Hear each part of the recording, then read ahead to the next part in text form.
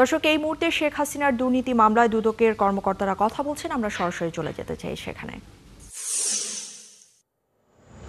ক্ষেত্রে কোনো যাচাই বাছাই ওনারা করেননি। সেক্ষেত্রে শেখ হাসিনা বা যারা আবেদন করেছে তারা কি কোনো ধরনের তথ্য গোপন করেছিল কিনা? অবশ্যই তারা তথ্য গোপন করেছে, কারণ হলফনামা যারা যে হলফনামা দিয়েছিলেন সেই হলফনামায় তারা তথ্য গোপন করেছে। তাদের ঢাকা শহরে শেখ হাসিনা নামে যে ধানমন্ডিতে যে বাড়ি আছে, তার ছেলের, তার মেয়ের, তারা এই বিষয়গুলো তো তারা তথ্য গোপন করে গেছে হলফনামায়।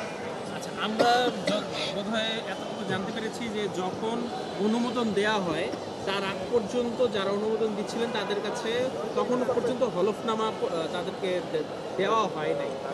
অনুমোদন দেওয়ার পরে তাদের কাছে হলফনামা পাঠানো হয়েছে। ছাড়াই কিন্তু এটা তো আমরা অ্যাপ্লিকেশন তারা কি, এটা তো আমাদের জানার কথা না। আমাদের যখন তদন্ত হয়েছে তখন আমরা ওখানে হলফনামা পেয়েছি, আমাদের প্রসিকিউশন যখন তদন্ত করেছে। আর হলফনামা দিয়েই অ্যাপ্লিকেশন করতে হয়, হলফনামাটা দিয়েই।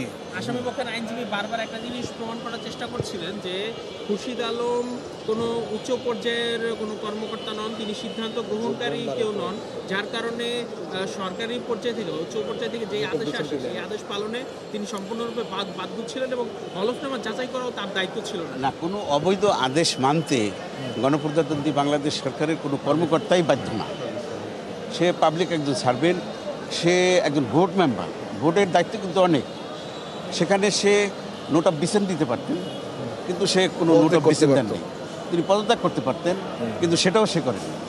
তিনি সবার সাথে উনি জয়েন্টলি যোগসাজশে তারা এই অপকর্মটা করেছে।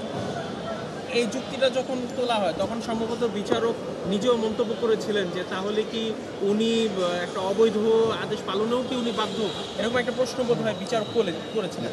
এটা আসলে বিচারকের মন্তব্যের বিষয়ে তো আমরা কথা বলতে পারবো না, এটা আমাদের বলা উচিত না।